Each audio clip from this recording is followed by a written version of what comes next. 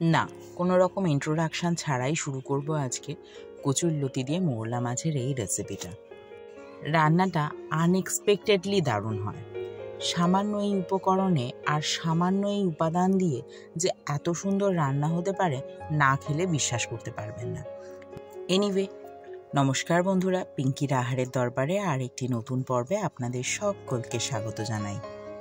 কচুরলতি দিয়ে দারুণ স্বাদের মোরলা মাছ কীভাবে করছি সেটাই বরং শেয়ার করি, দেরি না করে বরং দেখাই।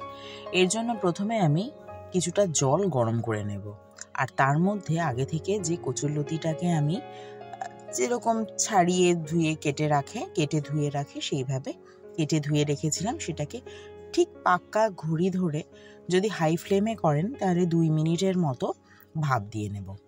এটা কেন দরকার সেটা আমি বলি বরং। যেহেতু রান্নাটা একটু ঝোলঝোল হবে, সেই কারণে যাতে গলা না চুলকায় বা গলা না ধরে, সে কারণে এই প্রস্তুতিটা। এটা কিন্তু অবশ্যই করবেন, বাদ দেবেন না এক। আর দ্বিতীয়ত হলো 2 মিনিটের বেশি কিন্তু কখনোই ভাপ দেবেন না, তাহলে কিন্তু কচুরলতিটা বেশি পরিমাণে গলে যেতে পারে। আচ্ছা, আমি সব এগুলো আগে তুলে নিয়ে কড়াইতে এবার একটু তেল দিয়ে দেবো।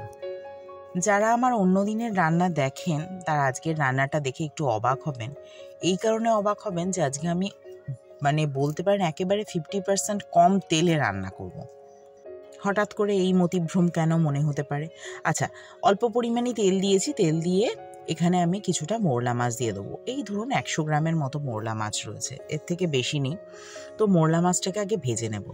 তেলটা যদি খুব বেশি ভালো করে গরম করেন, আর যদি কড়াইতে যেরকমভাবে দেখালাম ওই রকমভাবে লাগিয়ে নেন, চতুর্দিকে যদি লাগিয়ে নেন, তাহলে দেখবেন সুন্দরভাবে কিন্তু উঠে আসে, কড়াইতে একটু লেগে থাকে না। কম তেল বলে যে আক্ষেপ মানুষের থাকে, সে আক্ষেপ কিন্তু থাকবে না।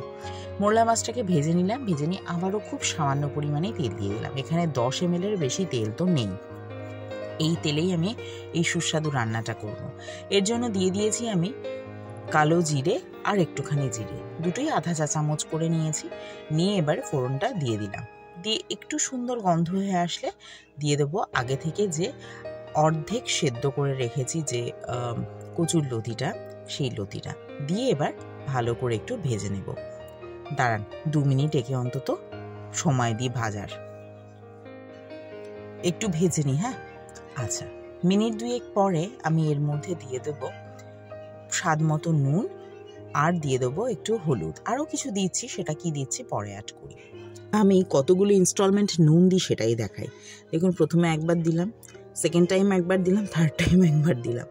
আচ্ছা, স্বাদ মতো নুন দিয়ে দিলাম এখানে 1 চা চামচের মতো হলুদ গুঁড়ো, দিয়ে দেবো এখানে 1 চা চামচের একটু কম বা বলতে পারেন আধা চা চামচের মতো জিরে গুঁড়ো, আর আধা চা চামচের মতো ধনে গুঁড়ো দিয়ে এবারে ভালো করে নাড়াচাড়া করে নেব।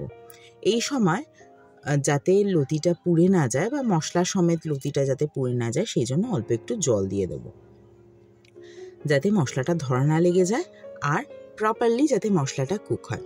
তো হঠাৎ করে যে কথাটা বলছিলাম, মশলাটা কষাতে কষাতে বরং এই গল্পটা শেয়ার করি যে হঠাৎ করে আমার এত মতিভ্রম কেন বা মতিগতির এত পরিবর্তন কেন যে এই অল্প তেলে রান্না করব। 2 দিনের জন্য ঘুরতে গেছিলাম দিদির বাড়ি, আমার ননদের বাড়ি। আচ্ছা দাঁড়ান, একটুখানি চিনি দিয়ে দিলাম। হ্যাঁ, তো যেটা বলছিলাম, 2 দিনের জন্য ঘুরতে গেছিলাম আমার দিদির বাড়ি। তো দিদি এত সামান্য পরিমাণ তেলে রান্না করে, তার বোধহয় 1.5 লিটার তেলেই সারা মাস হয়ে যায়। সেইখান থেকে কিছুটা ইন্সপায়ার্ড হয়ে, কেন ইন্সপায়ার্ড হয়েছি সেটাও বলি। তো এই করে নাকি সে মোটামুটি আমার নন্দাইয়ের sugar level, cholesterol level, A B C D মোটামুটি সব কিছুই কন্ট্রোলে রেখেছে। তো আমিও ভাবলাম যে একটু ট্রাই করি, একটু না হয় তেলটা কমাই। তো রান্নাটা অল্প তেলে করেছি, বিশ্বাস করুন স্বাদের কিন্তু বিন্দু মাত্র হেরফের হয়নি, বেশ সুন্দর হয়েছিল। আপনারাও চাইলে কিন্তু ট্রাই করতে পারেন, আর যদি বেশি তেলে করতে চান তো অবশ্যই বেশি তেলেও করতে পারেন। কথা বলতে বলতে আমি কিন্তু এর মধ্যে মশলাটা সাঁতলেও নিয়েছি, তার মধ্যে পরিমাণ মতো লঙ্কাও দিয়ে দিয়েছি আর জলও দিয়ে দিয়েছি, ঝোল দিয়ে দিয়েছি। খুব বেশি পরিমাণে ঝোল দেব না, কিছুটা পরিমাণে ঝোল দিলাম। ঝোল দিয়ে এবারে ভাজা ঝোলটা যেই ফুটে আসলো সেই সময় ভাজা মোরলা মাছগুলো দিয়ে দিলাম। দিয়ে এইখানে ফ্লেমটাকে একটু কম করে রাখবো, এটা যেমন একটা কথা, আর আরেকটা কথা হলো ঢাকা দেবো না, তার কারণ এমনিতেই লতিগুলো সেদ্ধ হয়ে গেছে, ঢেকে দিলে একেবারে ঘেটে যাবে, যেটা আমি একদমই চাইছি না। তাই ফ্লেমটা একটু কম করে মিডিয়ামে রেখে আর ঢাকনাটা খুলেই আমি রান্না করব।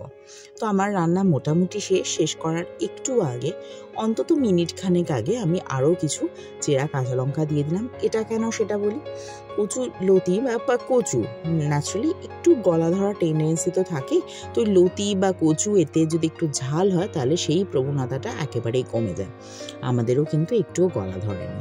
নামানোর একটু আগে দিয়ে দিলাম একটু ভাজা মশলার গুঁড়ো, মানে যেটা থাকে ন্যাচারালি বাঙালিদের ঘরে, জিরে, ধনে, একটু শুকনো লঙ্কা, এগুলো ড্রাই রোস্ট করে যে মশলাটা বানানো থাকে সেটা। হালকা হালকা গা মাখা অবস্থাতেই আমি এটার ফ্লেমটাকে বন্ধ করে দেবো। এই যে স্ট্যান্ডিং টাইমে দিয়ে দিয়েছি। হয়ে গেছে আমার আজকের একটু অন্য স্বাদের কচুরলতি দিয়ে মোরলা মাছের ঝোল। রান্নাটা যদি ভালো লেগে থাকে একটা লাইক করতে কিন্তু ভুলবেন না। আর প্লিজ আমার চ্যানেলটিকে সাবস্ক্রাইব করুন এবং পাশে থাকা বেল আইকনে ক্লিক করুন, যাতে নোটিফিকেশনটা সবার আগে আপনার কাছে পৌঁছায়। আর ফেসবুক থেকে দেখলে একটা ফলো করে দেবেন। আজকের মতো আসি। ভিডিওটি দেখার জন্য ধন্যবাদ।